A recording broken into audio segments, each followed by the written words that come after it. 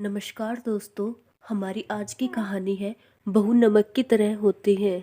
मुरैना भदोई गांव की रहने वाली रेवा इलाहाबाद के एक बड़े व्यापारी का बेटा सरजू के साथ उसका ब्याह हुआ।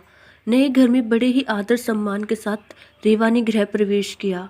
शादी के 2-3 साल काफ़ी मज़े और खुशी के साथ निकल गई और जैसे जैसे दिन बीतता गया रेवा अपनी जिम्मेदारियों के बोझ तले दबती चली गई। रेवा की सास भी रेवा से काफ़ी खुश थी कि रेवा बहू अपना घर और संसार सब कुछ अच्छी तरह संभालने लगी है। गर्मी की छुट्टी पड़ गई। रेवा अपने मायके जाने की बात अपने सास से बोली। मम्मी 2 साल हो गए मैं मायके नहीं जा पाई, क्या मैं थोड़े दिन जाकर आऊँ? सास ने जवाब दिया। देखो रेवा, अगले साल चले जाना। रेवा यह सुनकर काफ़ी नाराज और दुखी होकर सोचने लगी कि जब चंचल दीदी हर 3 महीने पर घर आती हैं तो मम्मी काफ़ी खुश होती है और कहती कितने दिन के बाद आई हो और मुझे 2 साल हो गए, मेरे बारे में कोई कुछ सोचता ही नहीं है, मेरी खुशी किसी के लिए कोई मायने ही नहीं रखती है। और क्या दिन भर इन लोगों को खाना बना के खिलाती रहूं, घर का सारा काम करती रहूं, क्या मेरी यही ज़िंदगी है? और रेवा कमरे में आंसू की धारा समेटे दाखिल हुई। शाम को चंचल दीदी आने वाली है, देखना मम्मी कितना खुश होती है। खाने की अलग अलग फरमाइशों की लड़ी लगती रहेगी कि कभी चंचल दीदी के लिए समोसे बना दो, कभी पालक पनीर तो कभी बिरयानी। मैं इतना क्यों सोच रही हूँ, करना तो मुझे ही है, तो चलो किचन में अभी से तैयारी में लग जाऊँ।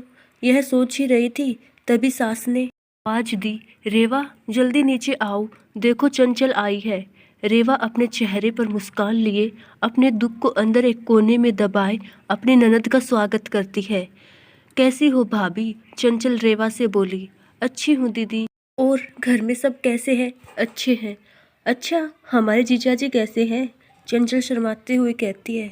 वह भी भाभी अच्छे हैं। अच्छा दीदी, आप बैठो, मैं नाश्ता बना कर लाती हूँ। नहीं नहीं भाभी, कुछ मत बनाओ, मैं अभी घर से नाश्ता कर कर आई हूँ और भाभी केवल 2-3 घंटे ही रहूँगी क्योंकि सास की तबीयत ठीक नहीं है। आपके जीजाजी उन्हें लखनऊ दिखाने गए हैं। तो वो बोले तुम अकेली यहाँ क्या करोगी? एक काम करो, तुम अपने मायके जाकर सबसे मिलकर चली आओ। सो मैं आ गई, मुस्कुराते हुए चंचल ने जवाब दिया।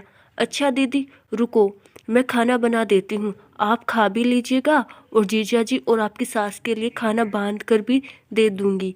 अरे भाभी, मेरे साथ बैठो, बातें करो, शाम तक मैं चली जाऊँगी, खाना तो बनता ही रहेगा।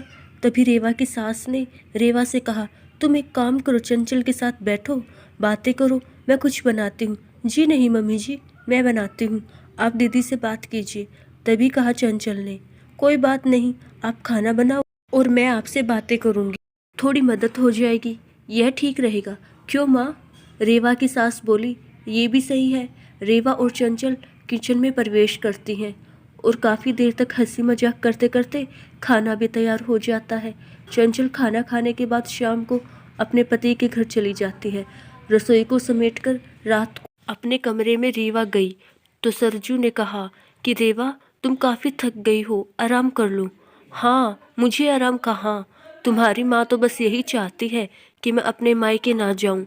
चंचल दीदी 1-2 घंटे के लिए आती है लेकिन मिलकर तो जाती है, उसमें क्या, तुम भी चली जाओ रेवा, सरजू ने कहा। और देखो रेवा, दीदी भी कहाँ आ पाती है, जब शरद जीजाजी अपनी माँ को लखनऊ डॉक्टर के पास दिखाने ले जाते हैं तभी मिलने आती है। तो इसका मतलब है मैं कभी नहीं जा सकती अपने मायके? ऐसा तो नहीं कहा मैंने रेवा। अच्छा तुम शांत रहो, मैं कल माँ से बात करता हूँ, तुम अपने मायके चली जाना, ठीक है? तुम तो रहने दो। गुस्सा करते हुए रेवा सो जाती है। सुबह उठकर रेवा अपने काम में रोज की तरह लग जाती है। दोपहर में शर्मा आंटी रेवा की सास से मिलने आती है और काफ़ी देर तक बातें करती रहती है। तभी शर्मा आंटी रेवा की सास से पूछती है कि चंचल की माँ, ये बताओ कि बहू और बेटी में क्या फ़र्क समझती हो? रेवा इस सवाल के जवाब का इंतजार कर रही थी कि मम्मी जी का इस पर क्या जवाब होगा। रेवा की सास मुस्कुराते हुए बोली, बेटी कैसी भी हो पर वह मीठी होती है, बहू नमक की तरह नमकीन होती है। यह सुनते ही रेवा निराश होती है और दिल भी काफ़ी दुखी हो जाता है। शर्मा आंटी चली जाती है। काफ़ी देर तक रेवा यह सोचती है कि मैंने मम्मी के साथ क्या बुरा किया है, मम्मी मेरे बारे में ऐसा क्यों सोचती है। और वह अब घर में निराश रहने लगती है। निराश रेवा को देखकर एक दिन रेवा की सास ने पूछा, रेवा यहाँ आओ, तुमसे कुछ किसी ने कहा है क्या, या सरजू ने कुछ बोला क्या। कुछ नहीं मम्मी जी। रेवा की आवाज़ में दर्द था। रेवा की सास ने अपने पास बिठाकर पूछा, तुम बताओ रेवा, क्या हुआ है। रेवा की आंखों में आंसू भर आए और रेवा ने सास को सारी बात बता दी कि कैसे शर्मा आंटी से आप बेटी और बहू में फ़र्क बता रही थी। ओहो, तो यह सुनकर तुम नाराज हो गई, बस इतनी सी बात। अरे रेवा, मैंने कहा बेटी मीठी होती है, वह चाहे कितनी भी गलती करे उसकी गलती नज़र ही नहीं आती है। वह गुड़ की तरह मुंह में घुल जाती है और खाने में अगर मीठा न हो तो कोई फ़र्क नहीं पड़ता है। और बहू नमक के समान इसलिए है क्योंकि खाने में अगर नमक न हो तो खाना बेस्वाद होता है। खाने में नमक मिलने पर हम जो खाना खाते हैं उसी समय नमक के हम कर्जदार बन जाते हैं। ठीक उसी तरह तुम मेरे लिए वही नमक हो। मैं अपने स्वार्थ के लिए तुम्हें कहीं नहीं जाने देती हूँ, क्योंकि तुम्हारे न रहने पर घर सूना सा लगता है। इस घर को संभालती हो इसलिए हम तुम्हारे कर्जदार हैं। रेवा सारी बात समझ जाती है और अपनी सास के गले लिपटकर रोने लगती है। शाम को सरजू जब घर आता है तो अपनी माँ से कहता है कि माँ, रेवा अपने मायके जाना चाहती है एक दिन के लिए।